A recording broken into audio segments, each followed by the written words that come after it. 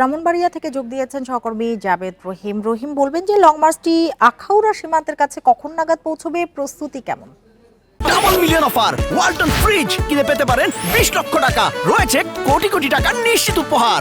জি, আপনি জানেন যে আমি এখন আছি ব্রাহ্মণবাড়িয়া শহর বাইপাস সড়কে। এই পথ দিয়ে কিন্তু লং মার্চটি আখাউড়া স্থল বন্দরে যাবে।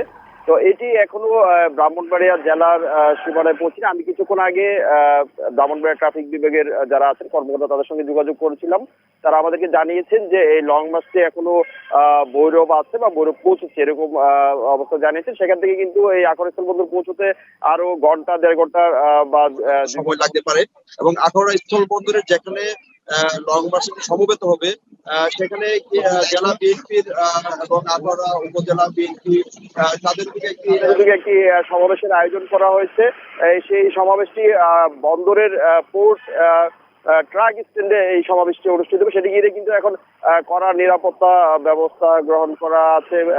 সেখানে জেলা বিএনপি, উপজেলা বিএনপি এবং আশপাশের বিএনপির নেতারা সেখানে সমবেত হয়েছেন। তারা সকাল থেকে সমবেত হয়েছেন এবং বিভিন্ন উপজেলা থেকে নেতা কর্মীরা সেখানে আসছেন। সেখানে লং মার্চ পৌঁছার পরে একটি সমাবেশ হবে। সমাবেশের পরে লং মার্চের শেষ হবে।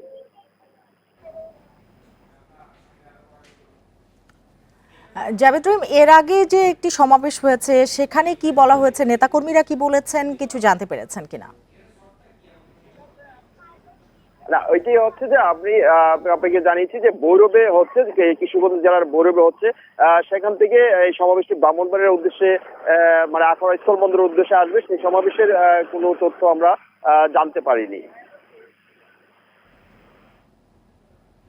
জাবেদ রহিম, আপনাকে অনেক ধন্যবাদ আমাদের সাথে যোগ দেওয়ার জন্য।